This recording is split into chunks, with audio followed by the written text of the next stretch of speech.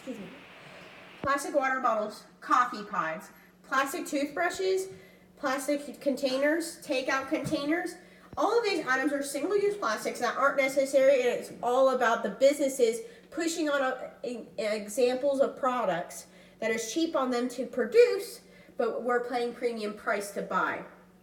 This also is counteracting and really having a problem with animals, our environment, and ecosystem.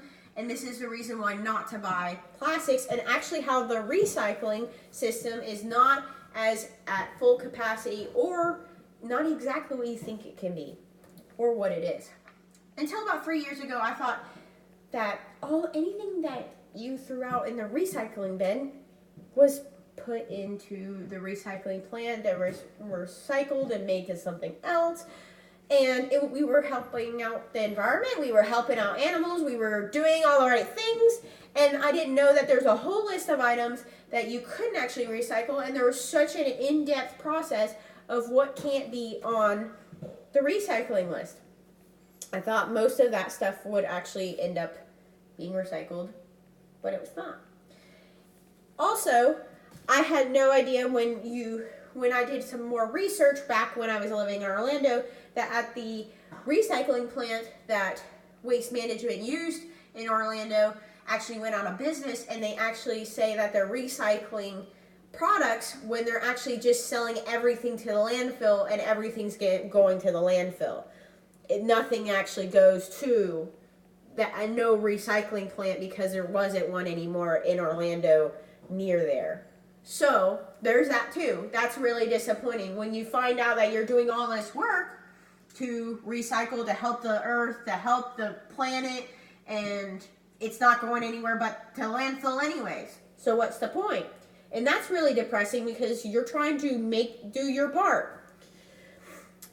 Well, there's a lot of things that come into place, and there's a lot of things that we need to really push on, such as the companies that are doing our recycling, to make sure they're actually going to the recycling plants, that when they have those XYZ lists of what they accept, they actually end up going there instead of going to the landfill anyways, because they don't have another company to do that.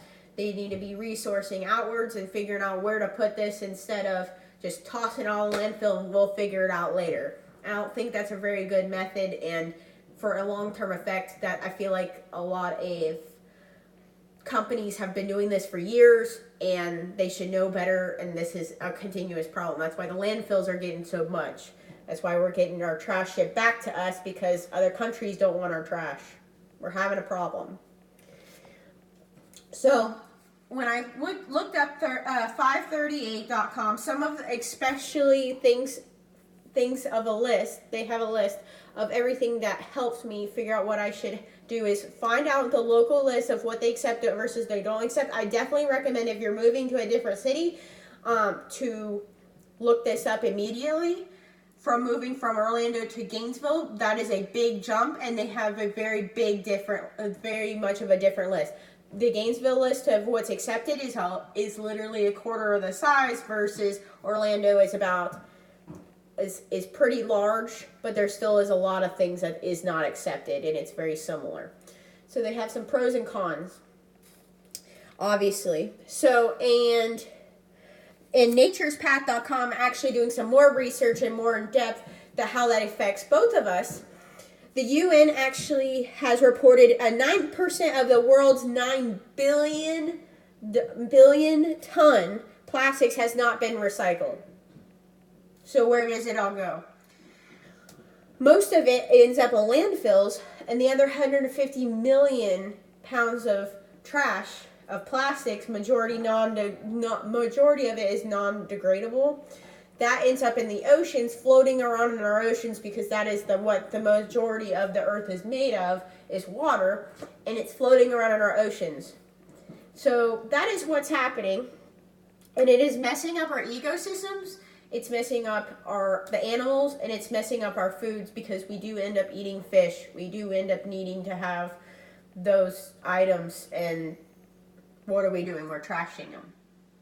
Absolutely. On top of that, learning from Guardian.com, nearly 99% of plastics are made from fossil fuels, and by 2050 they're predicting that the plastic carbon fiber footprint kind of idea is that plastic footprint is going to be equivalent to 615 coal plants running at full blast.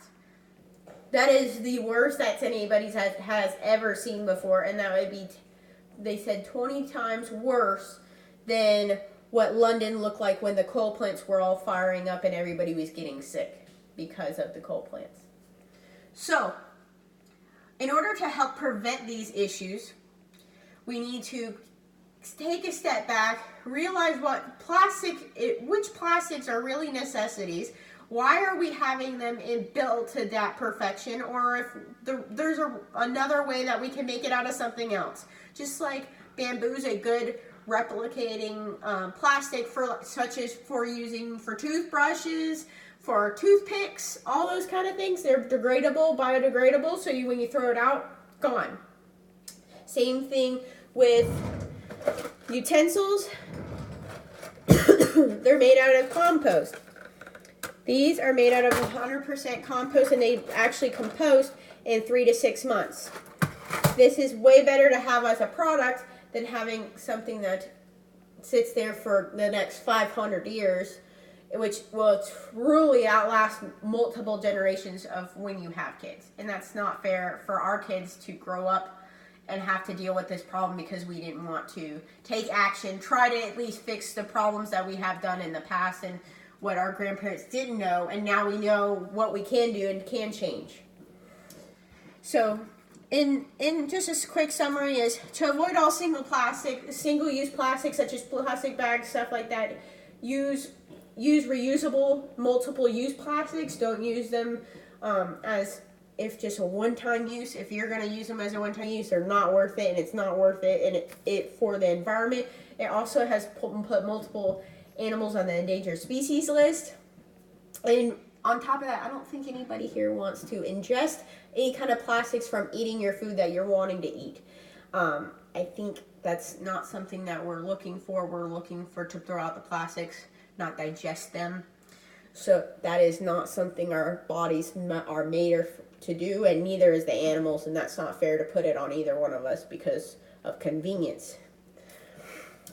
So the majority of plastics are either in landfills or in the oceans. How we can fix that is to not use those single-use plastics. Find alternatives that are made from compost, bamboo, anything like that, and to use things multiple times instead of one-time use.